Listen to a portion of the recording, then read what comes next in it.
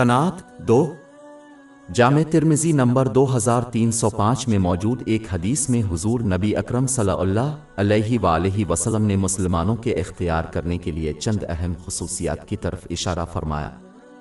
ایک بات یہ ہے کہ امیر ترین شخص وہ ہے جو اللہ تعالیٰ کی عطا کردہ چیزوں پر راضی ہو۔ جو ہمیشہ زیادہ دنیاوی چیزوں کا محتاج رہتا ہے وہ محتاج ہے، جو کہ غریب کے لیے ایک اور لفظ ہے، خواہ اس کے پاس بہت زیادہ مال ہو۔ لیکن جو اپنے مال پر راضی ہے وہ محتاج نہیں ہے اور اس لیے وہ مالدار ہے، خواہ اس کے پاس مال کم ہو یا دنیاوی چیزیں۔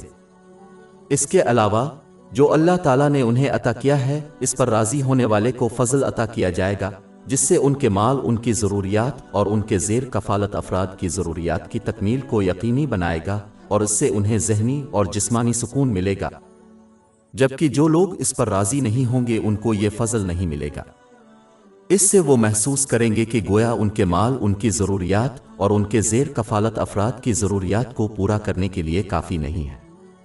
یہ انہیں ذہنی اور جسمانی سکون حاصل کرنے سے روک دے گا، چاہے ان کے قدموں میں دنیا ہی کیوں نہ ہو۔ اطمینان میں اس پر راضی ہونا بھی شامل ہے جسے اللہ تعالیٰ نے کسی شخص کے لیے منتخب کیا ہے، یعنی تقدیر۔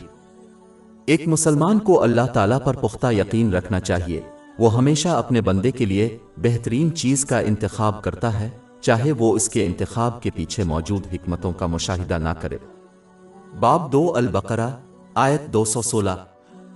لیکن شاید آپ کو کسی چیز سے نفرت ہو اور وہ آپ کے لیے اچھی ہو، اور شاید آپ کو ایک چیز پسند ہے اور وہ آپ کے لیے بری ہے، اور اللہ جانتا ہے اور تم نہیں جانتے۔ اگر کوئی مسلمان ہر حال میں اللہ سبحانہ و تعالی کی اطاعت پر اکتفا کرتا ہے، جیسے کہ مشکل کے وقت صبر اور آسانی کے وقت شکر ادا کرنا، جس میں اللہ تعالیٰ کی رضامندی کے لیے جو نعمتیں دی گئی ہیں ان کا استعمال کرنا شامل ہے، ذہنی سکون فراہم کرتا ہے۔